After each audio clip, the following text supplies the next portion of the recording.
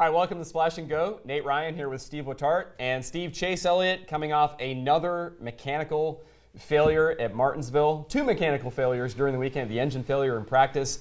Now goes to Texas in a must-win situation, or Phoenix.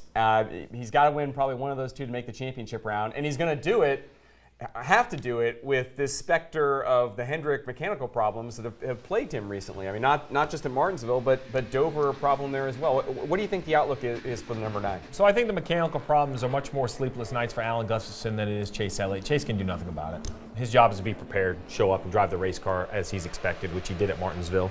It's a team sport. As much as nobody likes that cliche, that's the fact, because the car failed Chase Elliott in Martinsville.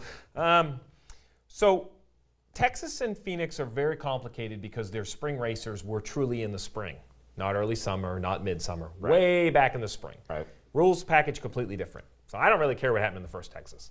When I look at Hendrick Motorsports, specifically the 9 and the 88, their mile-and-a-half program has improved greatly since the first half of the year. We saw Alex Bowman winning one of those mile-and-a-halves. I think winning is a real possibility for Chase Elliott. Alan Gustafson at Phoenix has won 3 times total with a different driver each time. He's won with Mark Martin, Kyle Busch, and Jeff Gordon.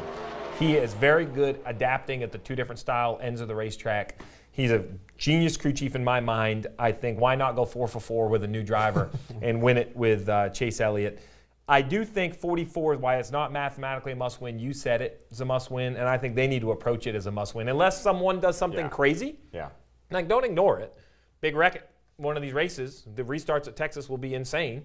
If a bunch of cars get caught up, pay attention. Don't wreck yourself trying to make up those points. But 44 points is tough when everyone in front of you usually runs inside the top 10.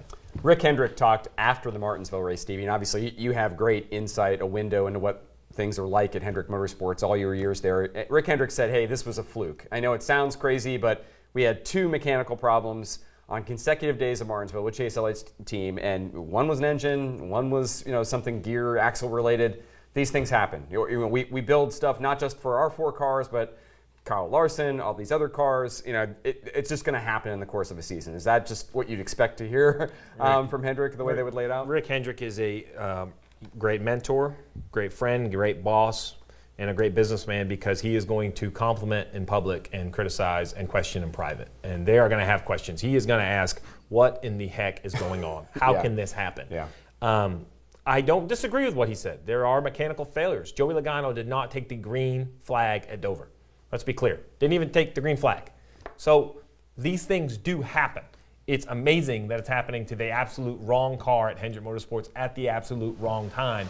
But they're going to have to figure out what it is. But to be quite honest, there's nothing they're going to change in 5 days. There's no process, no procedure. There's no extra radar vision that are going to look at these points, or look at these parts.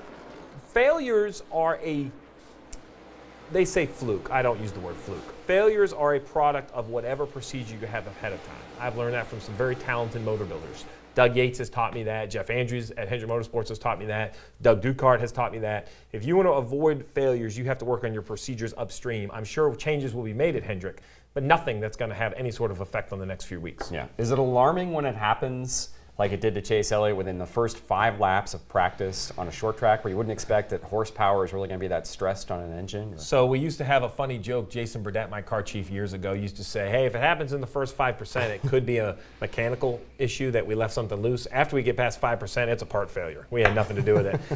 It is a little early. Surprising that it happened that early. That makes me question there's maybe perhaps more to the story. We'll never know. The simple fact is the task in front of them is very clear at this point. While it's not easy, it's clear. All right. Well, lots of questions there for Chase Elliott. We'll see if he can answer them at Texas. Lots of questions maybe for Kyle Busch. He'll be the guest on Motor Mouth's NASCAR America Wednesday, 5 p.m. Eastern on NBCSN. Thanks for watching Splash and Go.